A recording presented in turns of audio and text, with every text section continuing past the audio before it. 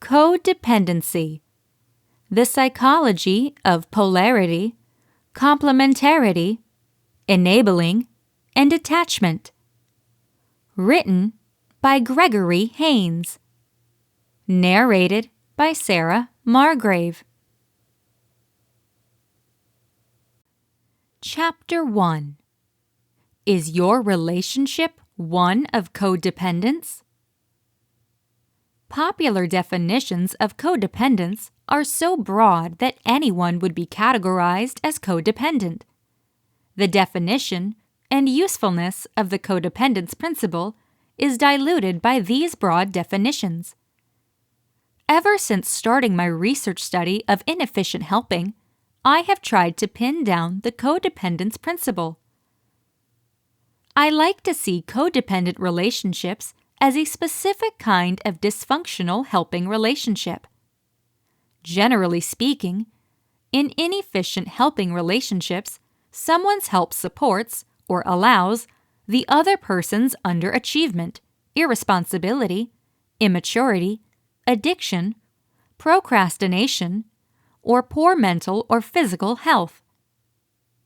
The assistant does so by doing such things as saving the other from self-imposed situations, bearing their negative effects for them, accommodating their unhealthy or careless behaviors, and taking care of them such that they do not develop or show proficiencies normal for those of their age or abilities. Although these unbalanced relationships can go on for a bit of time, they're eventually unsustainable due to their consumption of the helper's physical, psychological, or financial resources, and because they cause animosity and relationship strain. Inefficient helping relationships do not necessarily involve codependence, but they may. Codependent relationships are close relationships where much of the love and intimacy in the relationship is experienced in the context of a single person's distress and the other's saving or enabling. The assistant shows love primarily through the provision of support, and the other feels loved primarily when they get assistance.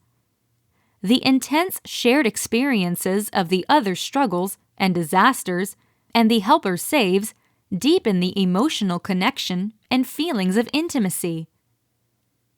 In a codependent relationship, the assistant's psychological enmeshment leads them to acutely feel the other's battles and to feel guilt at the thought of limiting their help or ending the relationship. This motivates them to reduce the other's suffering and their own by continued helping and makes them fast to withdraw of any limitations they set. Helpers susceptible to codependent relationships typically find intimacy in relationships where their main role is that of a rescuer, supporter, and confidant. These assistants are typically depending on the other's poor functioning to please psychological needs such as the need to feel needed, and the need to keep the other close because of fears of abandonment. Feeling competent, relative to the other, also increases the low self-esteem of some helpers. In codependent relationships, the other's reliance on the assistant is also deep. The other is bound to the helper because the helper's prolonged help has restrained their maturity, life skills, or confidence, or allowed their dependency or poor psychological or physical health, making them dependent on the assistant's assistance. Their poor functioning brings them needed love, care, and concern from the assistant, further reducing their motivation to change. Due to their below-average performance, these others might have few relationships as close as their relationship with the helper. This makes them highly dependent on the assistant to satisfy a lot of the needs met by close relationships, such as the need to matter to someone and the need for care. It's this high degree of mutual, unhealthy reliance on the part of both the assistant and the other that makes the relationship codependent and resistant to change.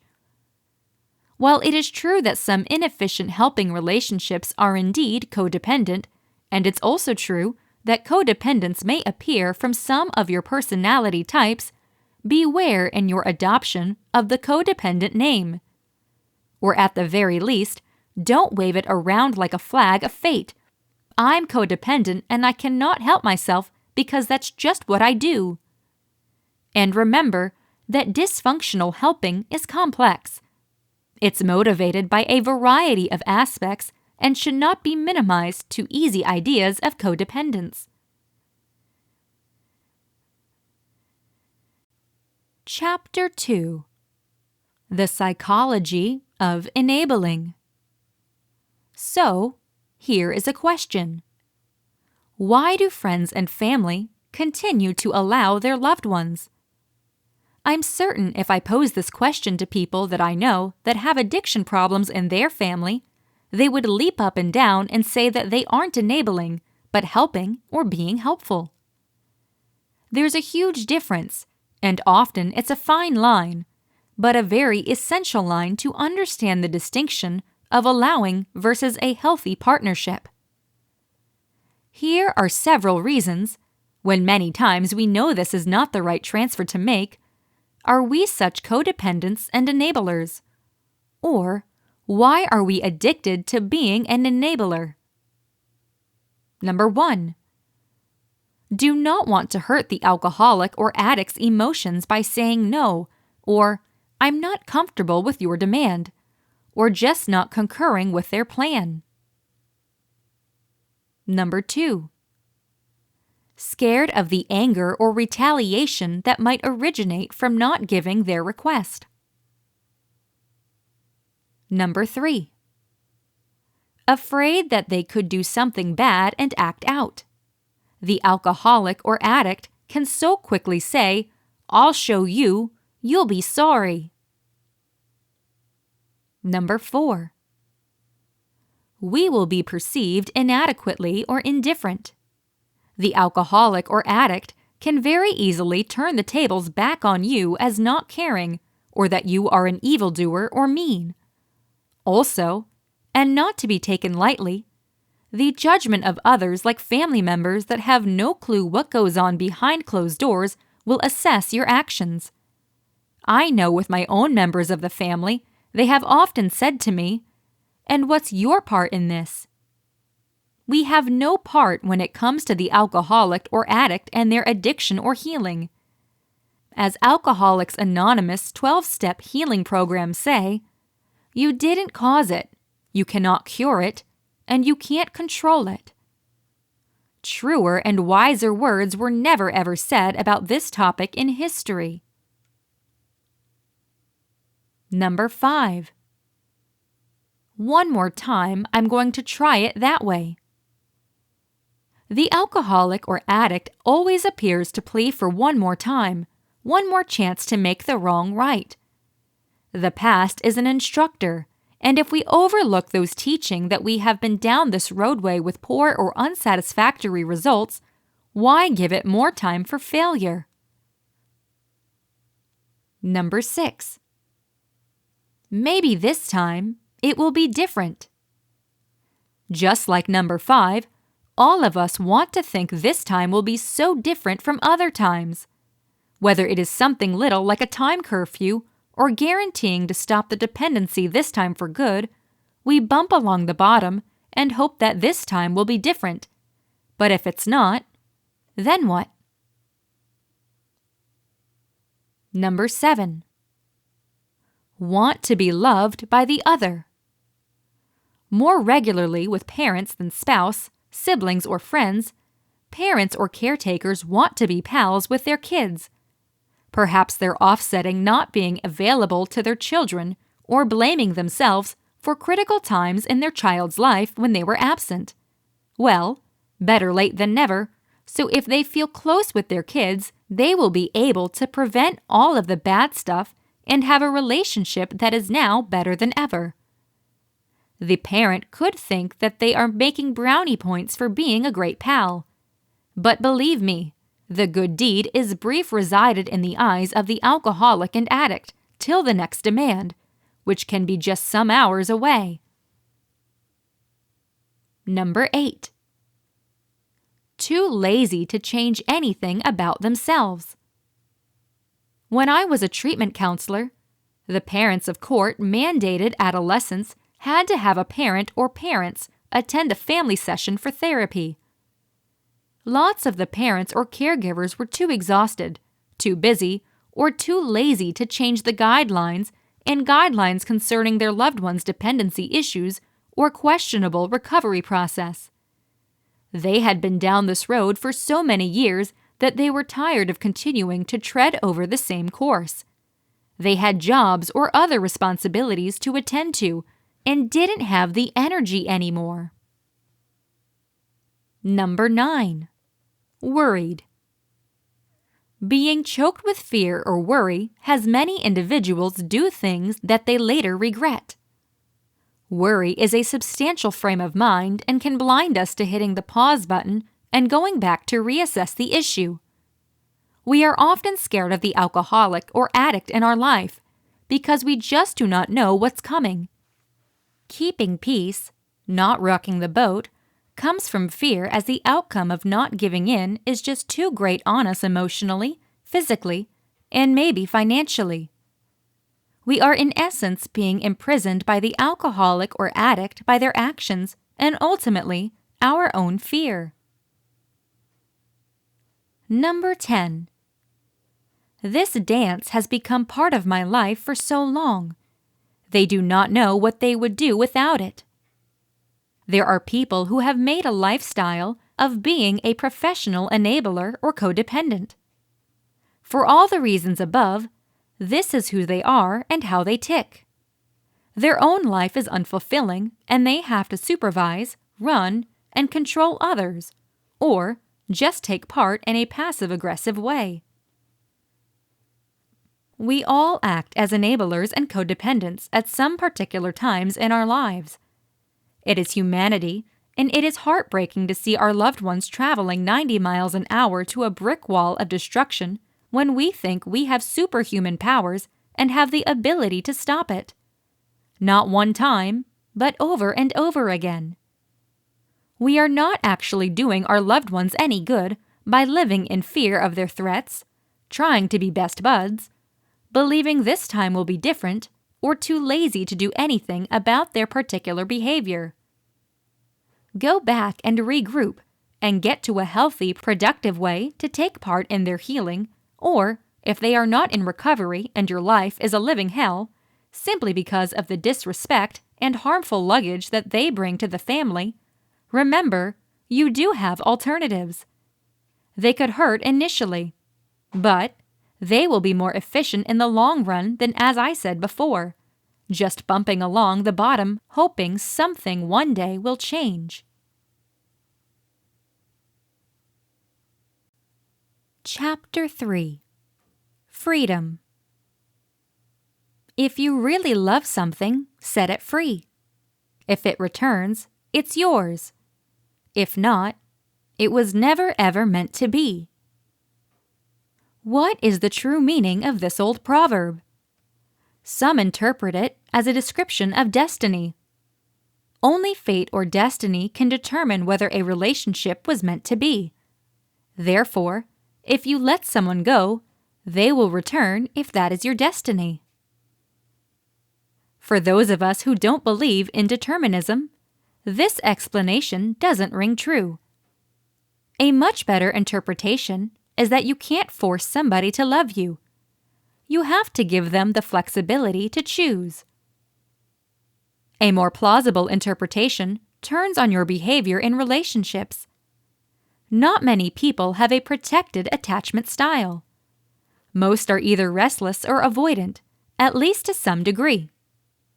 Both types of insecure attachment style are generally grounded in fear of abandonment, rejection, or criticism. But the behavior manifesting of a distressed attachment style is not the same as that of the avoidant attachment style. It will generally generate clingy behavior and an important need to be with other people all of the time. Many people with an anxious attachment style feel lonesome and insecure when they have to hang out on their own. They are addicted to company and close friendships or relationships. When he or she is in a relationship, the restless type tends to control the other person's conduct in subtle or not so subtle ways. For example, she or he could attempt to make the other person feel guilty for not spending enough time with them. They are pretty quick to show jealousy, which is another way to try to make the other individual spend more time with them. Nervous types feel worse in less dedicated relationships than in committed relationships. But even a firm commitment is not enough to make them feel protected. They continue to be horrified that the other person will leave. They will want to know what their partner is doing 24/7. One way they accomplish this is via frequent calls or texts. Some anxious types use verbal abuse or physical violence in an effort to force the other person into sticking with them. The behavior symptoms of the restless attachment style are really comparable to codependency, though I prefer to say that a nervous attachment style could generate codependency. In case the anxious and avoidant attachment styles are based on the same youth disregard, what identifies whether a person develops a distressed or an avoidant attachment style? Well, we do not know that for sure, but one of the best theories is that the deserted kid will explore different ways to handle the desertion. If the child discovers that being entirely independent and not sharing his emotions with anyone is the best way to bury the pain, he will normally continue the pattern. If he finds that controlling people into being his friend or into being there for him, he will normally continue this conduct. The first coping system leads to an avoidant attachment style, and the second leads to a nervous attachment style. Though restless types have a tendency to form longer and more dedicated relationships contrasted with the avoidant types, their relationships seldom last a lifetime. They could even be quite short, as it's only a matter of time before their partner will be adequately fed up with the controlling element of the restless individual's conduct and will want out. Chapter 4: Complementarity and Polarity. People with complementary personalities can provide a missing link for each other. In theory, it seems like this arrangement ought to work just fine. And in most cases, it does, at the very least for a while. However, ultimately, if things don't change, it breaks down. A relationship in which both people are enduring the strengths of each other instead of enhancing those qualities within themselves, is destined to ultimately run into trouble. Though it might appear that one partner is more reliant than the other, they're typically both reliant on each other to supply the relationship with the balance that it requires. The problem is that while the relationship could be well balanced and getting the resources that it needs, neither individual is feeling complete. This condition is known as codependency. Codependency is not the middle ground between self-reliance and dependence.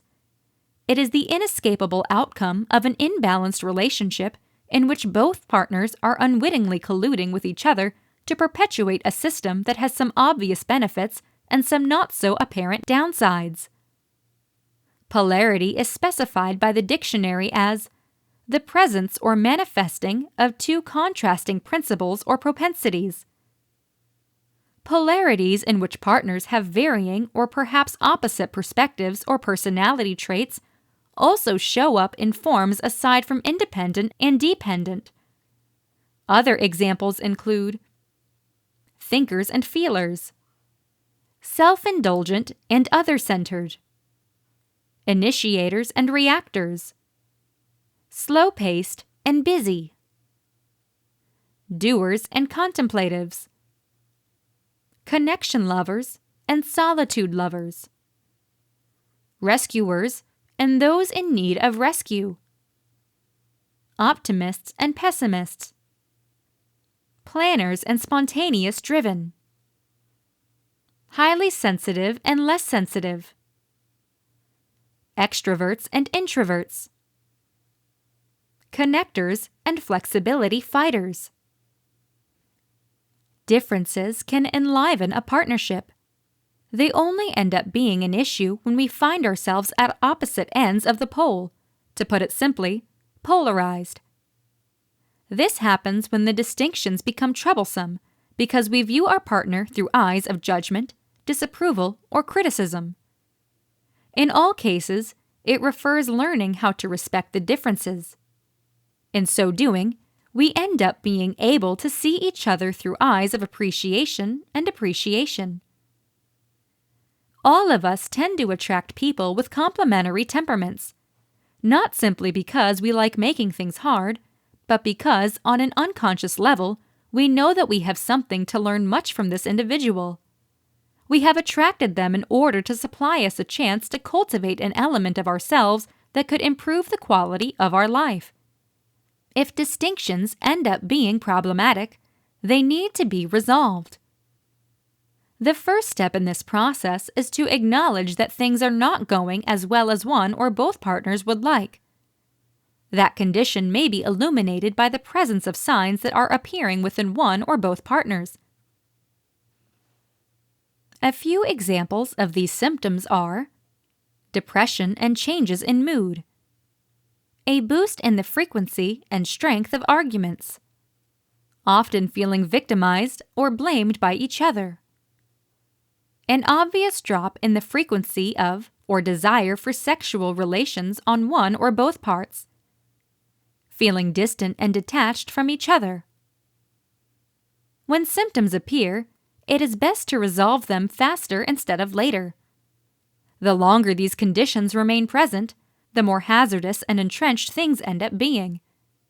The person who initially recognizes that things are not going well has the responsibility to acknowledge their concern to their partner and to start efforts to attend to the circumstance. Frequently, couples have the ability to make great strides in dealing with relationship disruptions on their own. At times, professional support could be needed. It's always a great idea to try to put the corrections in on your own.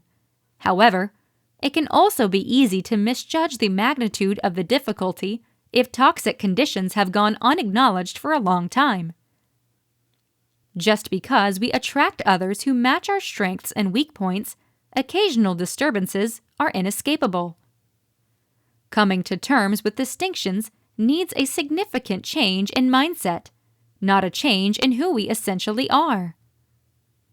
The repair that needs to take place can not only bring back the trust and respect that may have decreased over time, but can greatly deepen these feelings. As much of us ends up being more entire and well-balanced within ourselves, we end up being more totally available to each other and have more to give the relationship. This promotes a cycle of positive reinforcement that enables us to transform breakdowns into breakthroughs. To customize this info, you can do this quick but powerful connection exercise. Where do you see yourself falling on the spectrum of connection between 0, mostly fixated on self, to 10, mostly concentrated on others? How do you feel in regard to where you stand on the spectrum?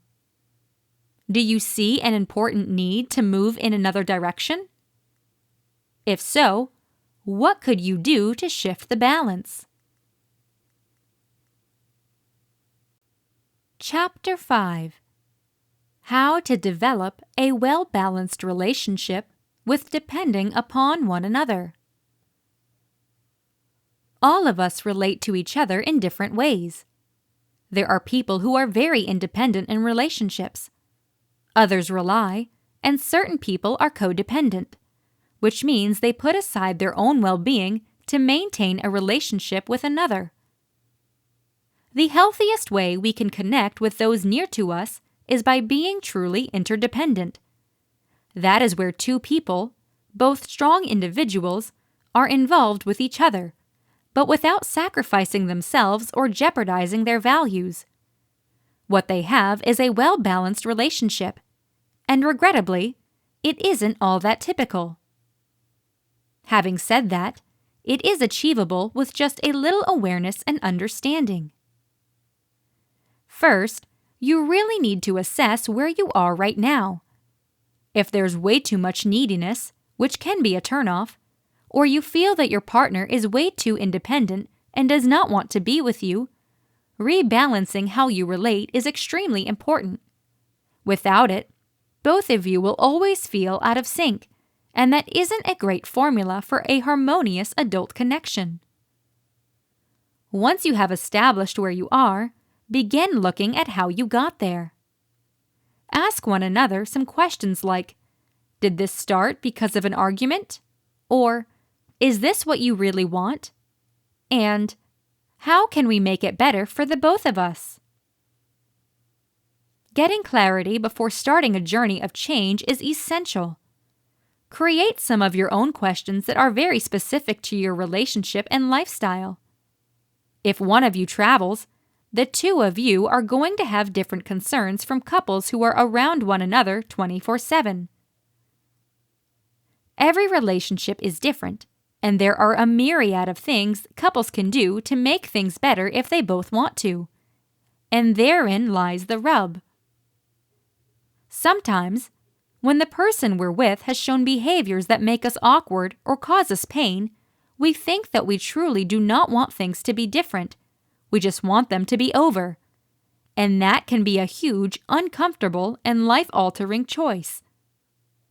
What couples really need to learn how to do is discuss what they're feeling and make the necessary modifications so that both people can feel better. First off, though, you have to get out of your stubbornness and let the healing happen. The best inspiration for this is to recognize that when your other half feels good about your relationship, so will you. Understand that the changes you are contemplating aren't just for another person, or perhaps your relationship. You are also making them for yourself. That isn't selfish, it's appropriate. It's also part of what makes interdependence an admirable objective for your relationship. People can live in unbalanced relationships for a lifetime. What they do not see is that by making some simple realizations and changes about the way you associate with your partner, you can change your entire life for the better. Living in an interdependent relationship gives you both respect and nurturing. What a great way to go through life! Chapter 6. Easy guidance that will change your relationship for good. When in a tough relationship, it's all too simple to lose yourself. As couples struggle to find what will fix things, they stop remembering to nurture themselves and ensure that they stay healthy as people. You know this has happened when one day you realize that you don't like yourself, don't like your partner, don't like your life, and are just plain dissatisfied. To those couples, I say this: find yourself again and be somebody whom you like. Find who it is you were when you liked yourself the best, and start being that person again. Act in a way that strengthens your own cherished qualities, and you will, once again, be that individual. When you do this, it is likely that you're going to also enhance the boundaries between you and your partner, moving from any negative codependent behaviors you might have had. This guidance has helped many couples start to navigate tough relationships and usually includes a wonderful surprise. One note that I just got puts it this way: daily, I am executing your guidance to be a person whom you like. It has been a life changer. Now, in the lack of my passive-aggressive, shameful outburst, I have become a person I like, and my partner has said he loves the new me also. Finding yourself again and being the person you like is just a beginning place. Being an individual you love and take pride in can relax your relationship significantly, but will not solve all of your issues. Having said that, it will most likely improve your settlements. If, like the woman above, you like yourself better and your partner likes you better, then you start your negotiations for the staying issues from a substantially better point. Would you rather speak with a person who is passive-aggressive and shamefully, or somebody whom you adore, with whom you will try harder to find common ground, who will make you feel more defensive? A lot of grown-ups make the presumption that they can direct, nag, or educate a partner into doing things in a different way. A way better technique, I think, is to be the person you love. Chances are good that this person you really love is also somebody your partner treasures, and that's the best possible place from which you can begin to resolve your problems. Chapter 7. Going from codependence to prodependence. Codependence is a deficit-based trauma model that views loved among addicts as inherently shocked, out of control, and excessively obsessed with their troubled loved one. Prodependence is a strength-based attachment model that views caregiving loved ones of addicts and other struggling people as heroes for continuing to really love, help, and stay attached, regardless of the debilitating presence of addiction or some other serious problem. Codependence, as typically comprehended, takes place when someone tries to control the actions of another in the guise of helping so they can feel better about themselves and their relationship with that other person. The codependence model is rooted in conversations of early life trauma and the ways in which that can impact later life behaviors and relationships. Unfortunately, for many loved ones of addicts and lots of therapists, framing a person's dedication to helping a distressed loved one as stemming from that individual's reignited early life trauma, rather than being an expression of love and commitment, feels negative, as if the caregiving loved one is being blamed, shamed, and pejoratively labeled for loving way too much, or not improperly, or for selfish reasons. This wasn't the original intent of the codependence movement, but it's what we've presently got.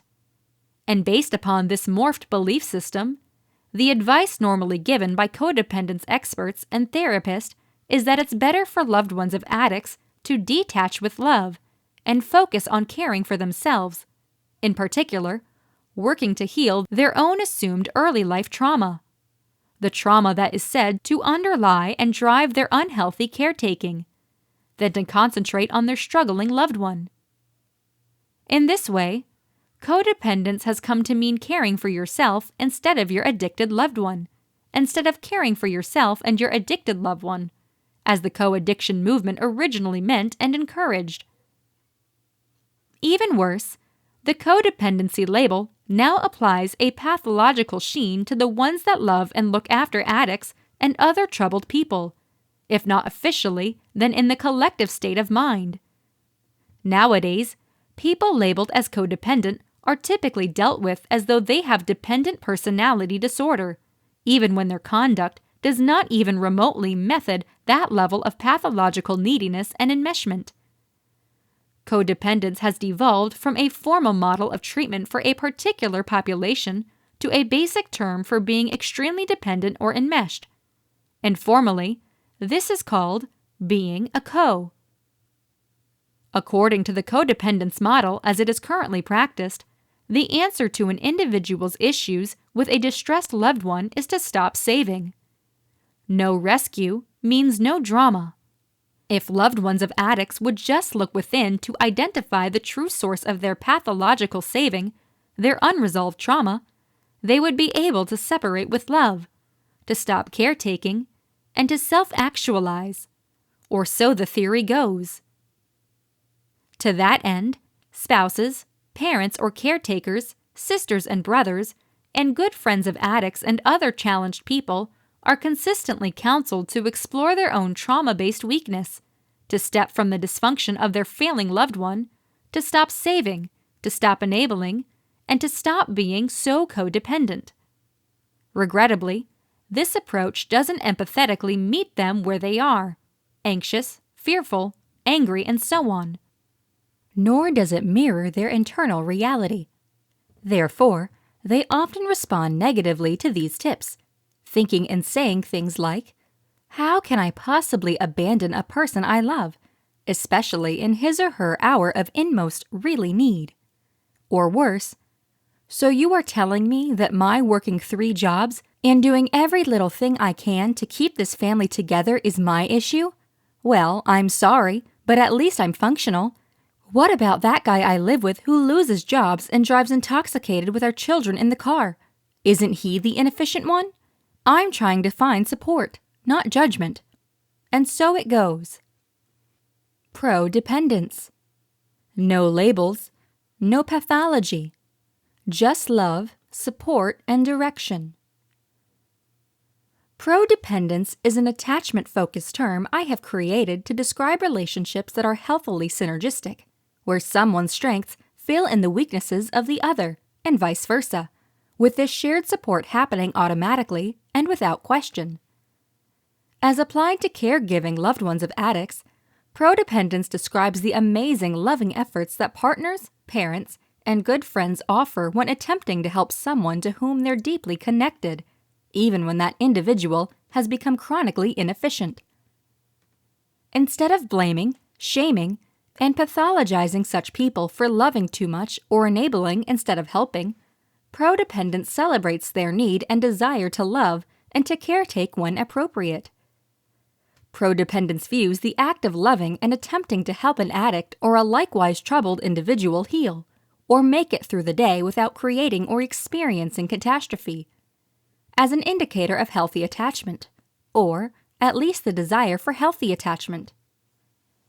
With pro-dependence, there's no shame or blame, no sense of being wrong, no language that creates a pathology for a loving caretaker. Rather, there's recognition for effort given, plus hope and helpful direction for healing. To treat the loved ones of addicts using pro-dependence, we need not find that something is wrong with them. We can just acknowledge the trauma and the inherent dysfunction that happens when living in a close relationship with an addict. Then, we can guide them toward enjoying more successfully, with better self-care and limits. Similar to codependence, pro-dependence acknowledges that when a caretaker's actions run off the rails and end up being counterproductive, making it possible for raving enmeshment, and yes, this happens quite a lot when a person is attempting to keep an eye on and assist a deeply struggling loved one, measures can be taken to put the relationship back on track. Nonetheless, pro-dependence doesn't suggest that a caregiver's dysfunctional behaviors emerge out of any past or present trauma or pathology of their own, regardless of whether they have such concerns. Instead, pro-dependence views their actions as an effort to maintain or restore their family and their relationships.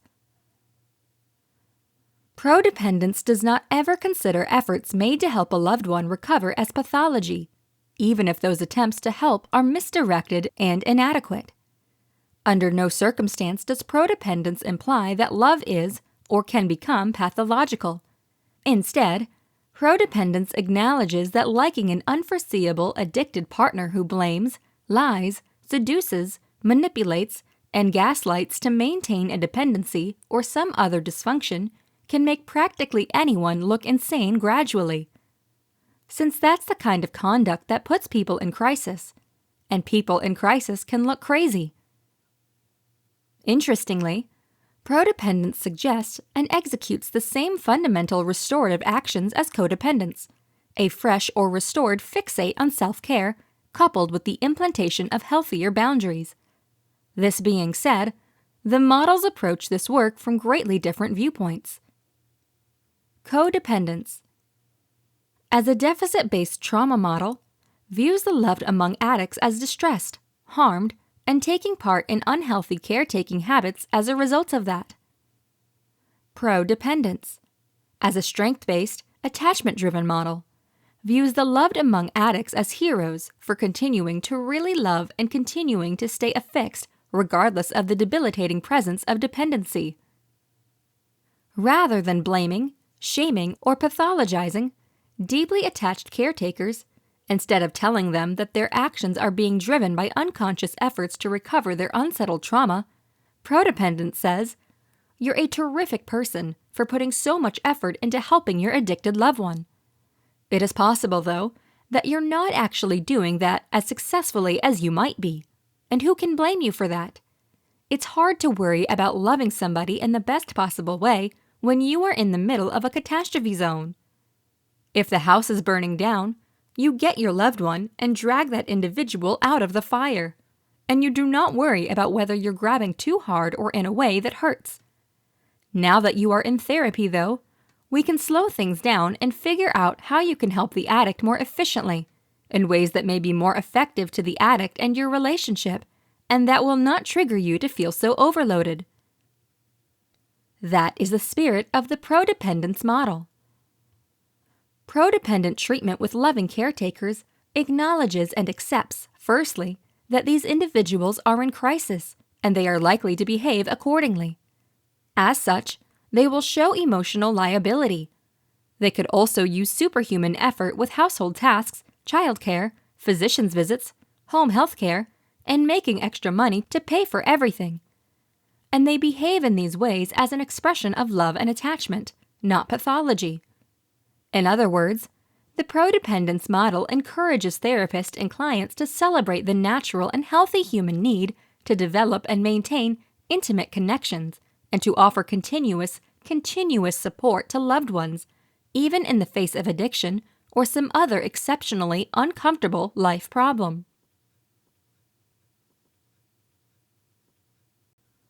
Chapter 8. Detachment with Love. Like thousands before me who visited the Accademia in Florence, Italy, I was amazed by the majesty of Michelangelo's statue of David. Yet I was most taken with the artist's statues of 4 prisoners or slaves, his non finito, insufficient works. The prisoners consist of 4 nudes with only parts of their bodies, like the head or leg, complete. The rest of their bodies are trapped inside the marble trying to emerge. The prisoners stimulate the enormous strength of creative expression and the everlasting struggle of humans to free themselves from bondage. During that sea, I felt as trapped as though detainees. For several years, I struggled to control my adult child's substance abuse. My efforts failed, but that didn't stop me.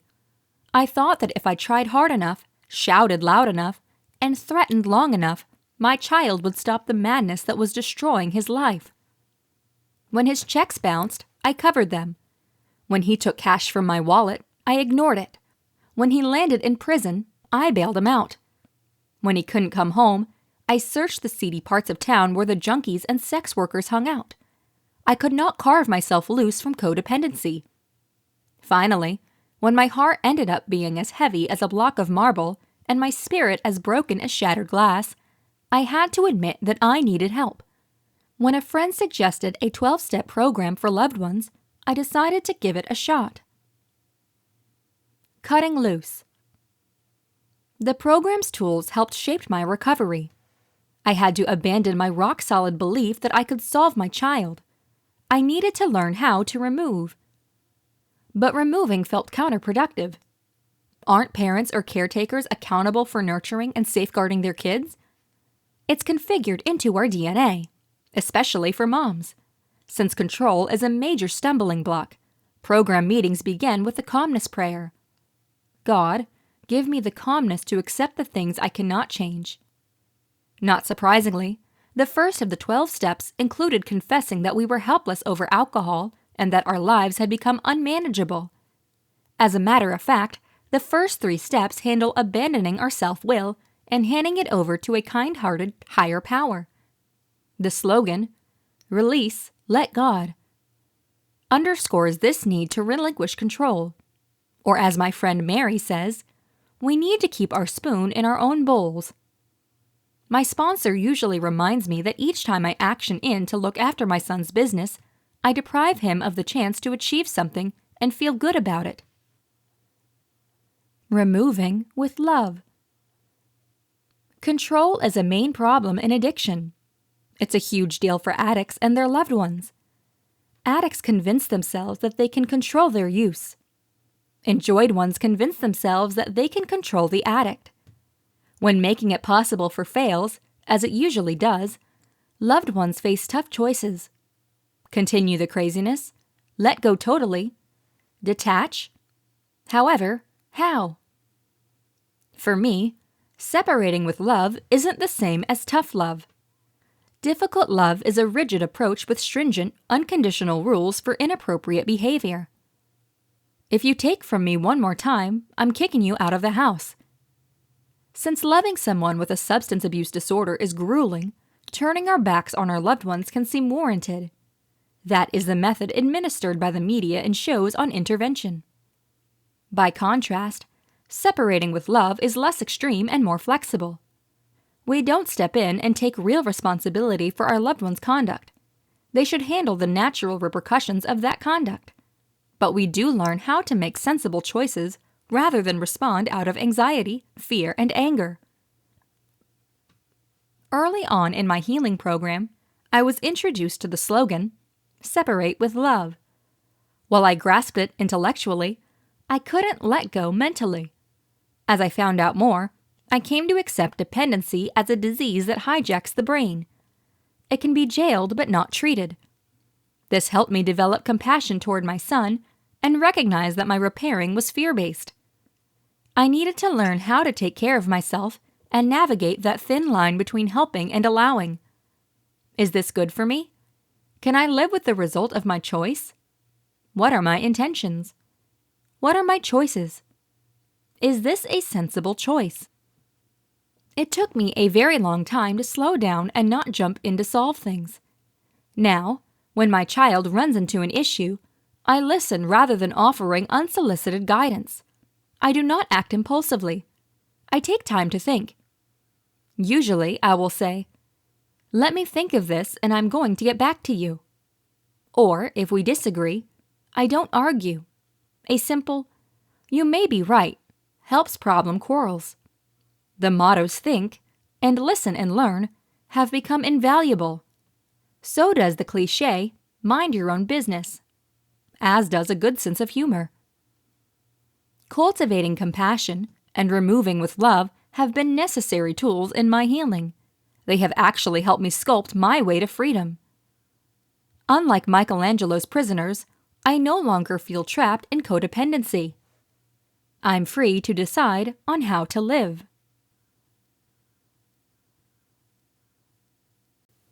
This has been Codependency, the psychology of polarity, complementarity, enabling, and attachment.